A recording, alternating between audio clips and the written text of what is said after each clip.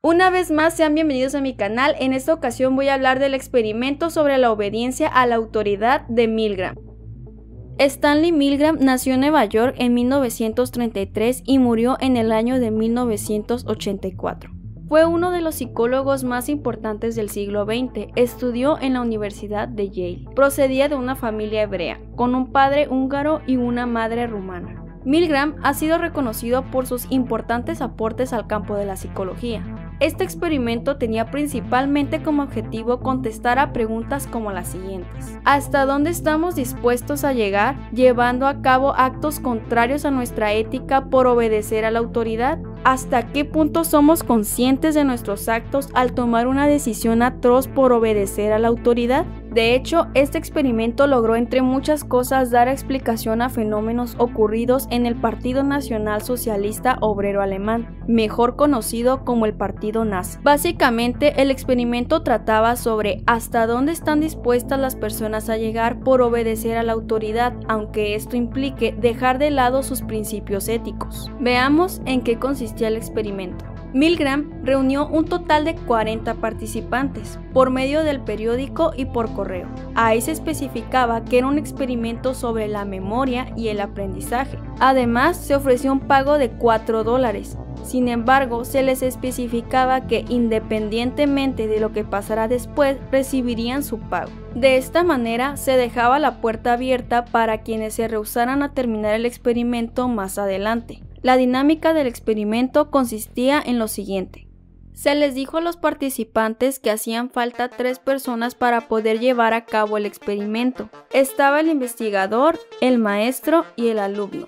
Se les dijo a los participantes que mediante un sorteo les tocaría ya sea el papel de maestro o alumno. Sin embargo, el sorteo era falso, ya que el papel del alumno siempre lo ocupaba un cómplice de Milgram. Después de dar lugar a las posiciones, el maestro y el alumno eran asignados en diferentes habitaciones, pero conjuntas.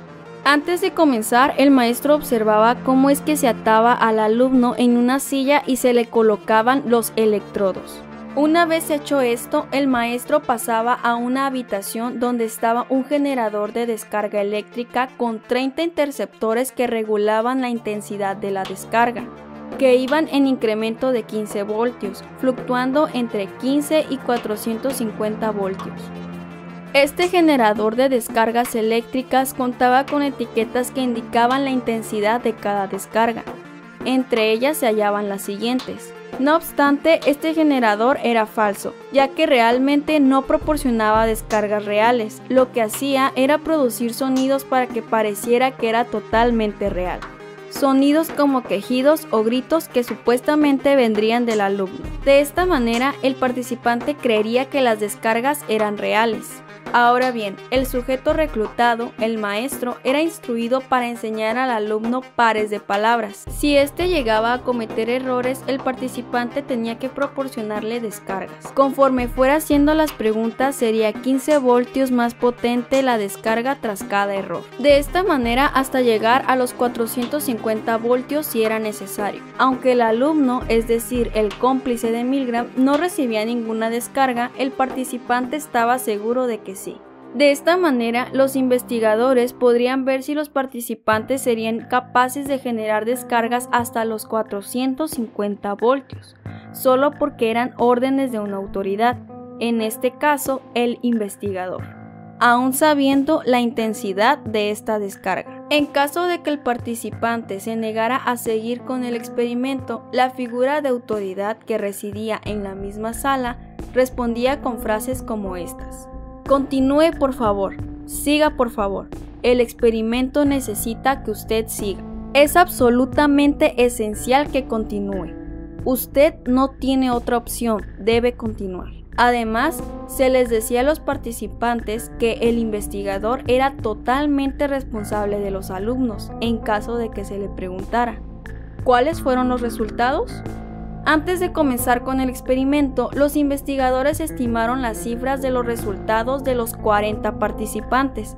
creyendo que tan solo una décima parte obedecerían las órdenes y llegarían a los 450 voltios. No obstante, los resultados fueron mucho peor de lo que se estimaba, ya que más del 50% de los participantes continuaron hasta los 450 voltios. Para ser exactos, fue el 65%.